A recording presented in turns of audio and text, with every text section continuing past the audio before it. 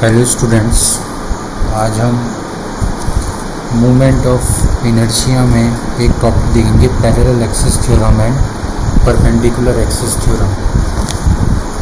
ये क्या होती हैं और इनका यूज़ कहाँ पर होता है, ये हम लोग आज देखेंगे। मूवमेंट ऑफ इनर्शिया को हम हिंदी में जड़ता आघूर्ण कहते हैं। ये जो मूवमेंट ऑफ इनर्शिया है, ये हम जो कैलकुलेट करते हैं वो किसी एक्सिस के अबाउट कैलकुलेट करते हैं। और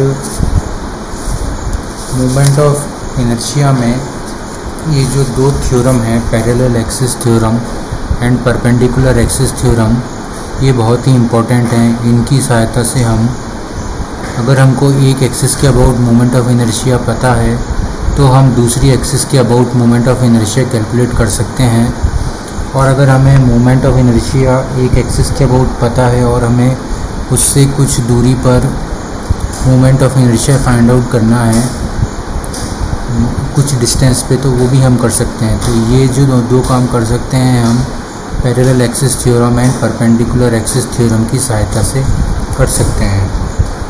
तो जो पहली हमारी थ्योरम है वो है परपेंडिकुलर एक्सिस थ्योरम।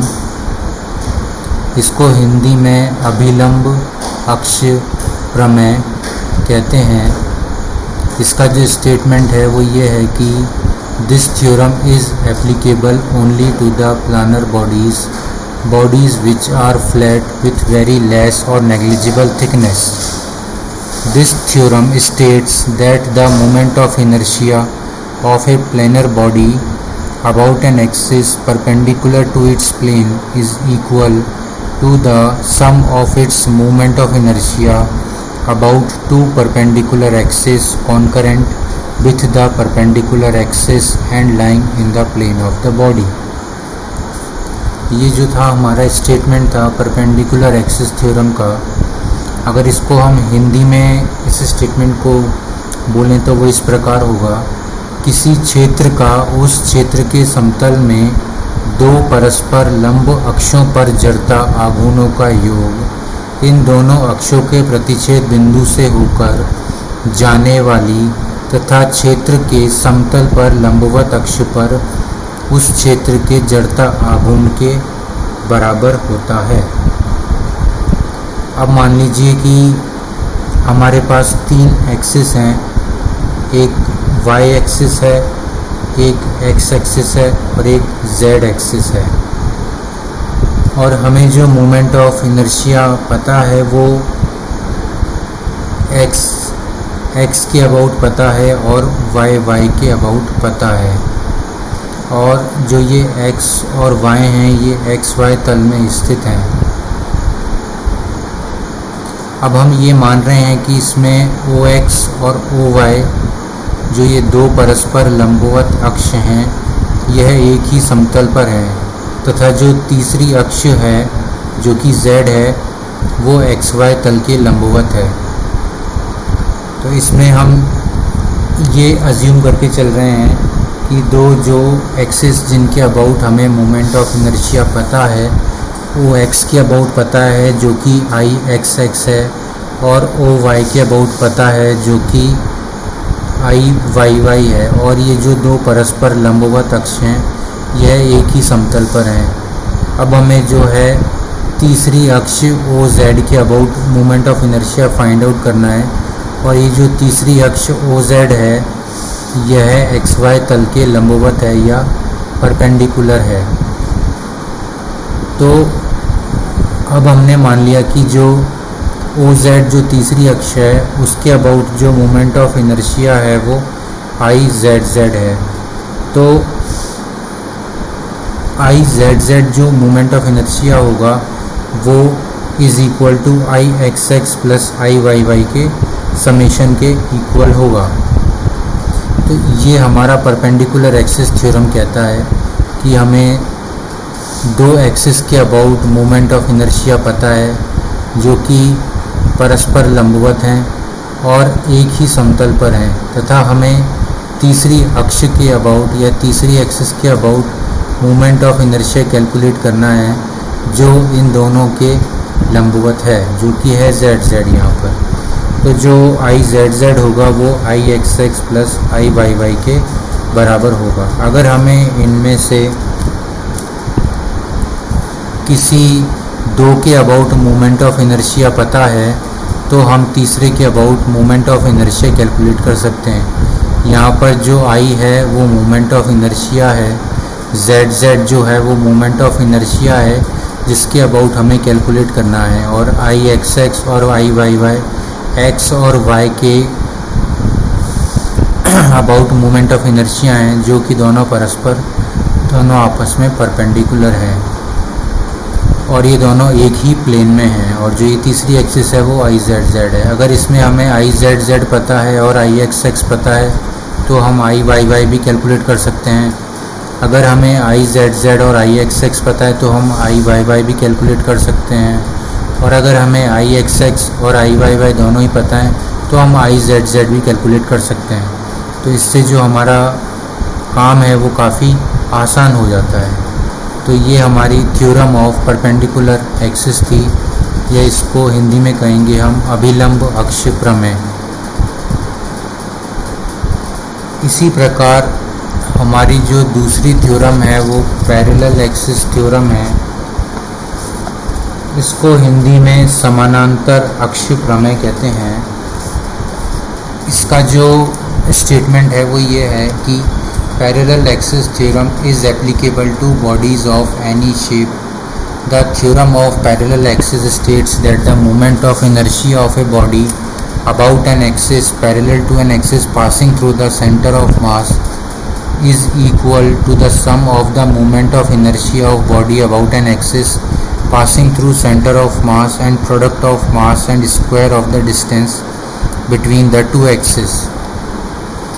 अगर इसको हम हिंदी में कहें तो इस प्रमेय के अनुसार यदि एक क्षेत्रफल मान लें हम A, यदि ए क्षेत्रफल वाले किसी क्षेत्र का उसके सेंटर ऑफ ग्रेविटी से होकर जाने वाली अक्ष पर जड़ता आघूर्ण आई जी हो, और उस क्षेत्र की सेंटर ऑफ ग्रेविटी से गुजरने वाली अक्ष के समानांतर तथा h दूरी पर स्थित किसी ए बी अक्ष पर जड़ता आघूर्ण आई ए बी हो, तो आई ए बी जो होगा वो हमारा आई जी प्लस ए इंटू एच का स्क्वायर होगा।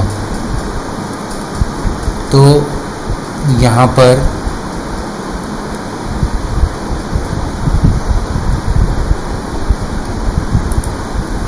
जो हमारा आई ए बी होगा वो इक्वल टू होगा आई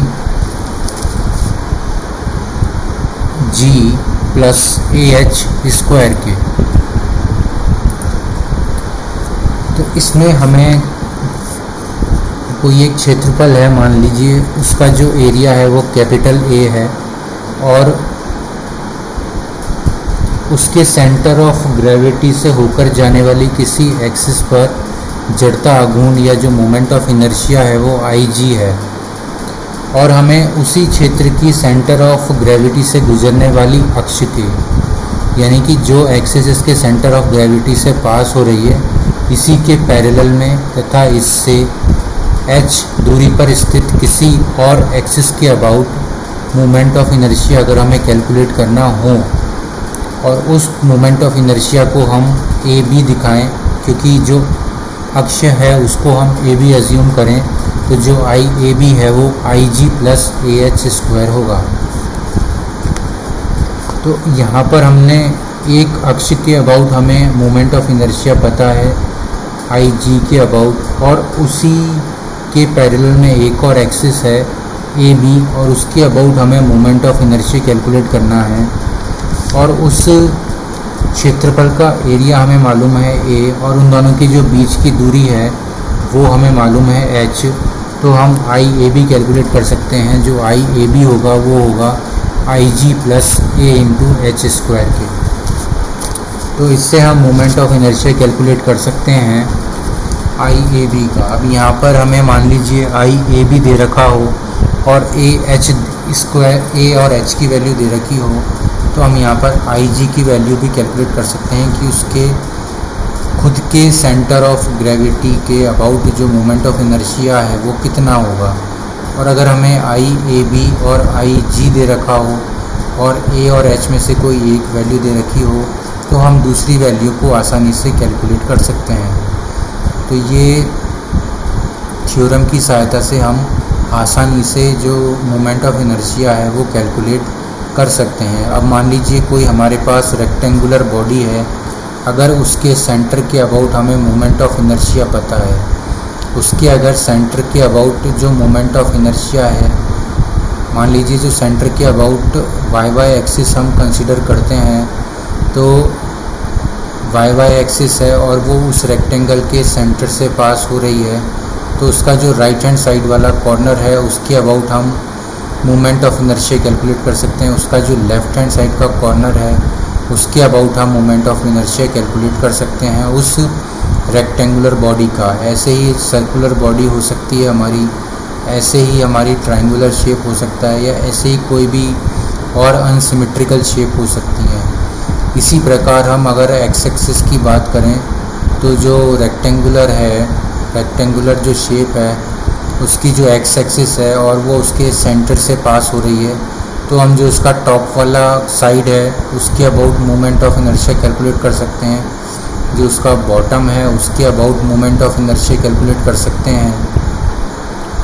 और रेक्टेंगुलर के अलावा और भी कोई हमारे पास अगर शेप है, सर्कुलर है, ट्रायंगुलर है और कोई भी अनसिमेट्रिकल शेप है, तो वहाँ पर भी हम जो मोमेंट ऑफ इनर्शिया है वो आसानी से कैलकुलेट कर सकते हैं। और अगर इसी की मैं बात करूँ, मान लीजिए रेक्टेंगुलर बॉडी है हमारी और हमें एक्स और वाई एक्सिस के अबाउट मोमेंट ऑफ इनर्शिया पता है, जो कि एक ही समतल पर है, और जो तीसरा समतल, जो तीसरा एक्सिस है जेड जेड, जो इन दोनों के परपेंडिकुलर में है, तो उसका मोमेंट ऑफ इनर्शिया भी हम कैलकुलेट कर सकते हैं, जो हमारा पहले वाला थ्योरम था परपेंडिकुलर एक्सिस थ्योरम की सहायता से, जो कि है I Z Z is equals to I X X plus I Y Y.